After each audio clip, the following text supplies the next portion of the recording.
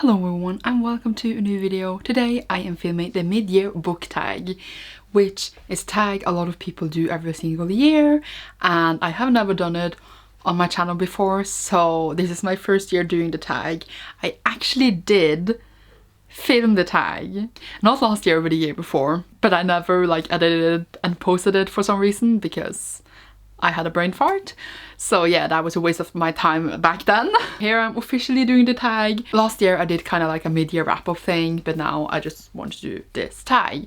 There are just some questions I struggle finding an answer to, so that has turned me off, I think. I don't even know. Before getting into the questions, I just thought I would update you guys on my reading, in general, in the middle of the year. My main and only reading goal for 2020 is to read 300 books. I'm currently on 130, so we are in June, so I should be on 150 to be halfway. So if I read 20 more books in June, I am on schedule. I had some months where I didn't read as much as I was supposed to, like one month I read 15 books, which was not good, but I also have one month where I read 39 books, so we are catching up in one way, I guess. And hopefully for the rest of the year it will go fine. Probably not, starting new studies and stuff, and I just got a job, so time lessened, but I think we will be fine. Probably not, but yeah, readathons will save me. But yeah, so 430 books this year, I feel okay. Now let's get into the questions. First question is the best book I read so far in 2020. So I am not counting rereads because my rereads that I read are all my faves, so obviously they would be on top-notch best books, so I'm only counting in this new books I read this year. And for this one I am obviously going with Jade City by Fonda. I feel like I can never talk about this book enough. This one is an adult fantasy and it is set in this city on this island where they use jade that they can take on their bodies, and it enhances their power for certain people on the island. And then there are these two clans that rules the island, and they kind of go against each other, and we follow one of the clans and the family who runs that clan, and we start caring for all of the characters so much. It is so well thought out, it is so original with its ideas like family and honor. It's just super badass clan magic thing. I don't even have words. It was so complex and good. I knew I was gonna like it, but I loved it to death. I haven't read the second book yet. I feel like I'm gonna not exist in that one, but I'm so excited for it. I have actually a copy of this on my way that I got for my birthday, but it's not here yet because the shipping is very slow right now. I need to get my hands on the second book ASAP and then wait for the third book in pain, and I just cannot recommend this enough. And as I said, since this is one of my faves this year, I will talk about it more throughout the year, hopefully, at least in my favorite books of the year again. So yeah, I will never shut up about this, basically. The next question is the best sequel I've read so far this year of 2020, and for this one it could be no other than The Dragon Republic by R.F. Kuang. This one is a sequel to The Poppy War, and The Poppy War follows Rin, who lives in poverty in this Asian-inspired fantasy world, and then she studies really hard to go into this military school, and then this war breaks out. And yeah, it has fantasy elements that I don't want to spoil, and it also has crazy characters and war things. So I was really high for The Poppy War, but I didn't like it as much as I thought I would. I did enjoy it, but I didn't love it a lot. And then I read this and I don't literally have words. It was so good. This is one of the best books I have read this year, as well as Jade City, and I read both of them in the same month. These were both in January, so the beginning of the year was and this was just so good. So if you read Poppy War and you thought that was good, this one just blew my mind. I had this thing in Poppy War where it felt like two different books. The beginning and the end was very separated from each other, and I didn't like that as much, but this one just flows so well. And the things happening, I was shocked, I screamed, I don't have words. I cannot wait for the third book, which I will talk about soon again in this video. Oh my god though, this is blurb by Fonda, who wrote Jade City. Which is really funny because I just talked about it. So obviously, I don't have words. It's one of my faves this year too, so it was just so good. I cannot recommend the series enough. And that is one of the reasons I always continue with the series, because you never know how it could change how you feel. Like, I appreciate Poppy War so much more now that I saw the groundwork for how the series is evolving. The next question is a new release that I haven't read yet, but I want to, and I didn't really know what to answer for this, but I am going with like the new Hunger Games book. I am still apprehensive towards it, but I do want to read it, and I did get it for my birthday. It's just not here yet. I want to read it, but I don't want to read it. I feel like I have heard really mixed things, but like Hunger Games I love, so I want to read this and see how I feel about it for myself. At the same time, I am excited, but I'm scared. But I'm excited because I love Hunger Games so much. So I am conflicted, apparently. That was the best answer I could come up with. I have many more new releases, of course, that I want to read. That has already been released. But this was the one I went with. Yay. The next question is my most anticipated releases for the rest of the year.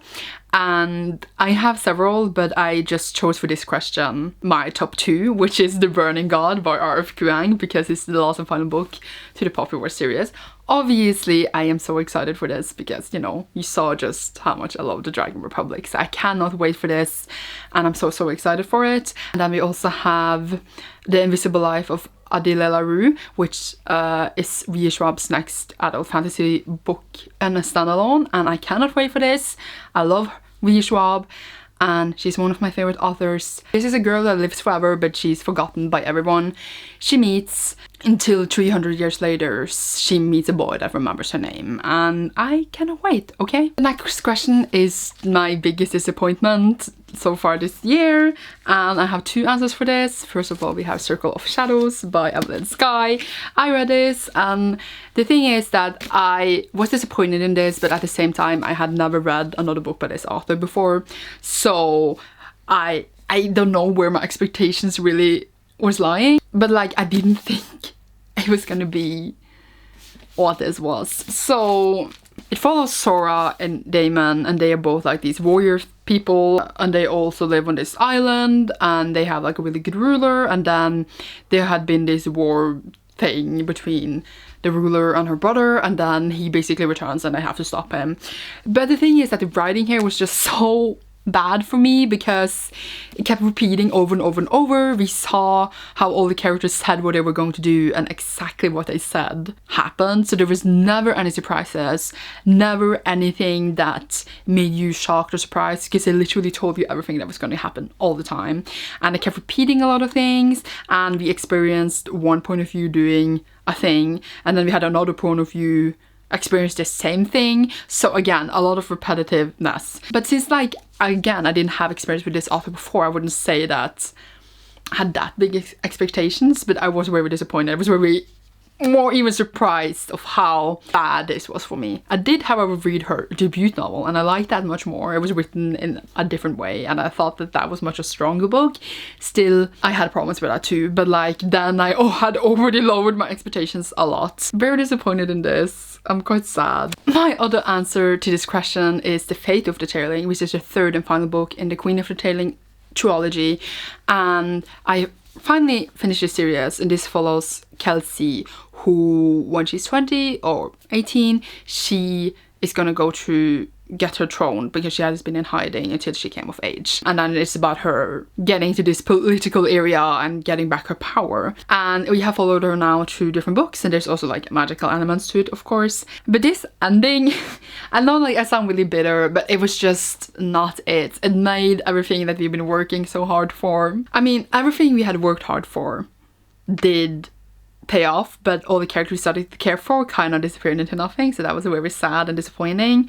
I feel like it was a very bittersweet ending made on purpose to make it bittersweet, so it made me really disappointed of how this ended, because I feel like it was written very well and thought out, but this one here, certain things in this resolved way too quickly, and then other things resolved in a really like, I just wanted to make it not too easy, so I'm making it weird instead, and that disappointed me. So yeah, we're disappointed in the ending here, considering how high notch I consider the writing, I guess. Now the next question is the biggest surprise this year that I have read. For that, I'm saying Crown of Feathers by Nicki Preto, and this one is really because this is another YA fantasy, and I knew it had phoenixes in it, and it's basically that people can be phoenix writers when they have this gift to connect with other living creatures than humans and stuff. But then the Phoenix Riders were kind of abolished a few years ago, so they are like in hiding and stuff. And then these two main characters, two sisters who want to be Phoenix Riders, and they get Phoenix eggs, and then it develops from there. But the thing is that it began really like predictable and kind of annoying. I was just like, oh my god, if I could DNF, I would DNF it. I just don't do that for me.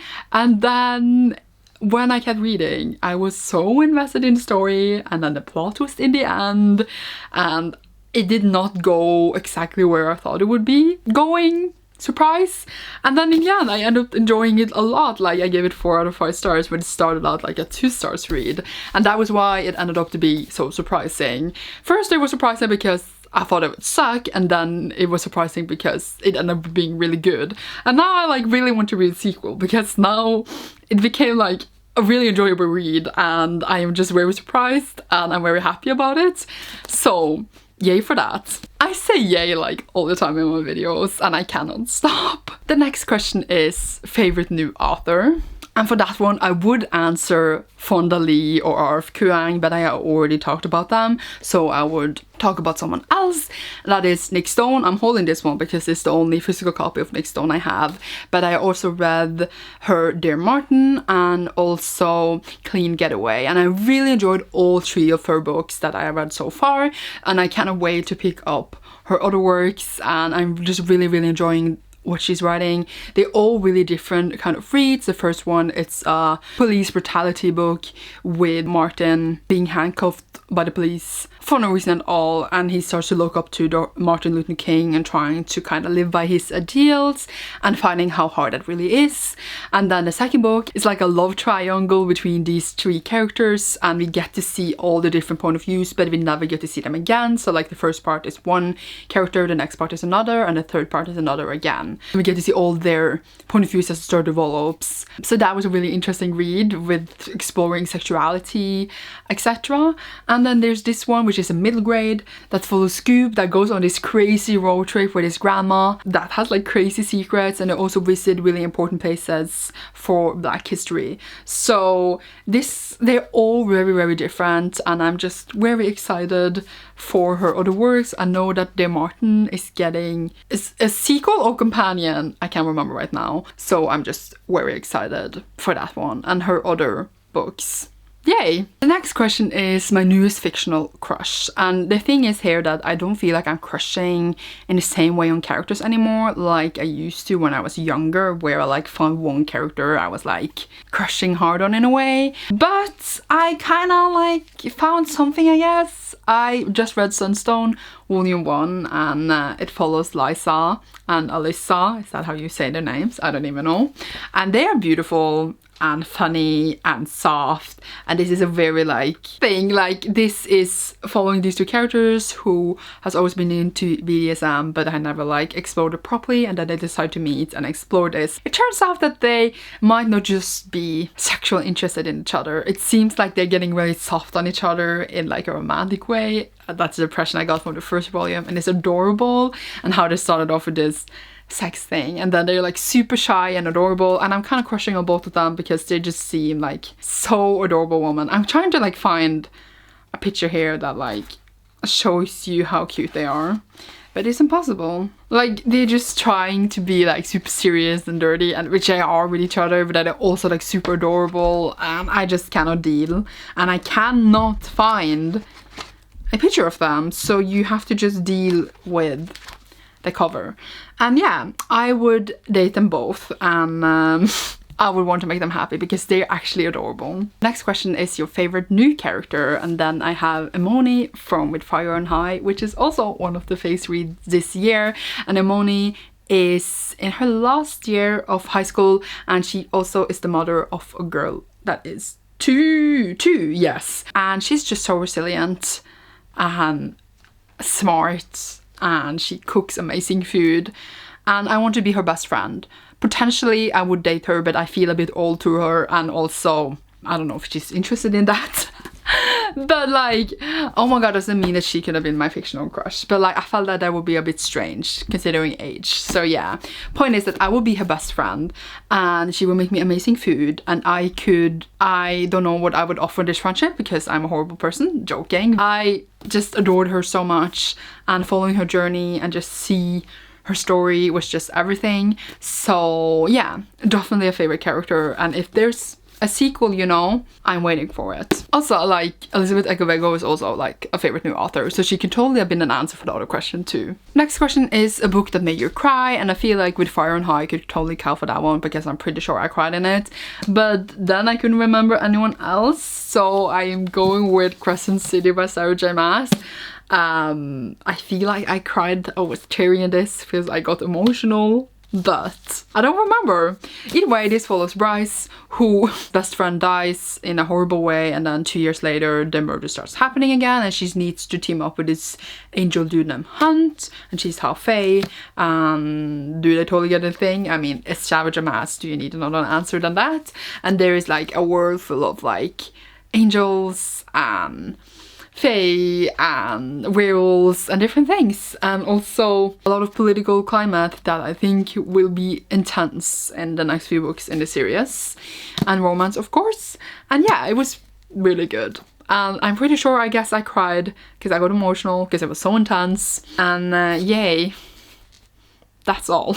The next question is a book that made you happy, and I have 2 answers for this one as well. We have Alcatraz by Brandon Sanderson. This one is a middle grade series that follows Alcatraz that finds out that he's a Smedry, and Smedrys are this family in this other world that has these talents, and talents are basically powers, and the talents are always like super weird. They don't make any sense, but then they make sense in the end, so it's very clever.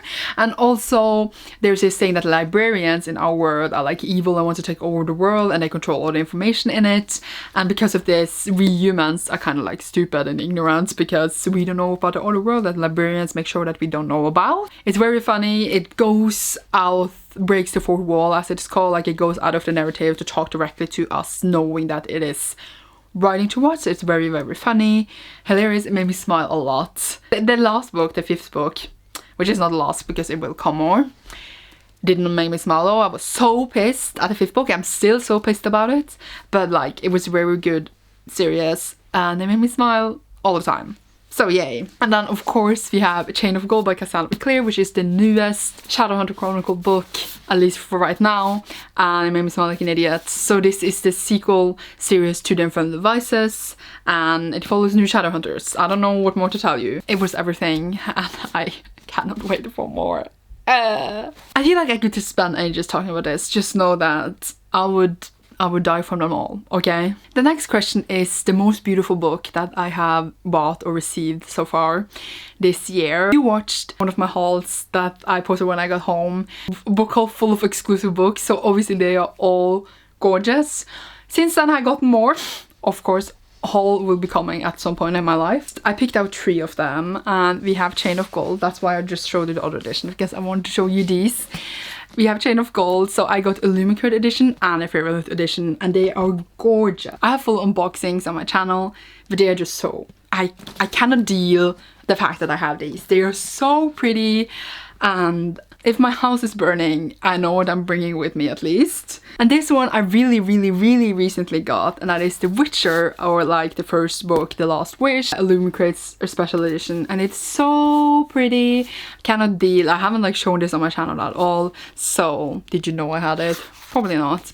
And it has like these beautiful and pages, and I cannot deal with the beauty of this book. It's so gorgeous, and I hope to do the rest of the series. So that was 3 gorgeous books. The last question is, what books do you need to read by the end of the year? And of course, like the books that I mentioned that are my most anticipated releases is books I need to read by the end of the year, but now I think this question is more referred to like books I already have or I'm planning to read. So I don't really have any specific reading plans, but But I do really want to read the rest of the Amber and Ashes because the 4th and final book is coming in December, which is also like one of the most anticipated, but I just chose out the ones on top. So I recently read An Amber and Ashes again on audiobook. I have already read A Torch Against the Night, but I want to reread that since I reread the first one, probably on audio. The third one I haven't actually read yet, but I know it's going to be amazing, so I need to read that to get through them before the 4th book is out in December. So I guess this is one I need to read before the end of the year, because December is literally at the end of the year. Amber and Ashes is one of my favorites of all time, and A Torch Against the Night I thought would be good, of course, but like it's middle book, so I was skeptical, but it was everything. And then I think this one I would just die, so it's fine. And yeah, that was all for the mid-year Freakout book tag. I feel like I'm horrible at doing this. I talk too much, okay, but I mean, it's a video, I'm supposed to talk. Well, whatever. Thank you so much for watching this video. I hope you enjoyed. Share with me an answer to any of the questions down below or whatever you want, and you will see me soon in a new video. Bye!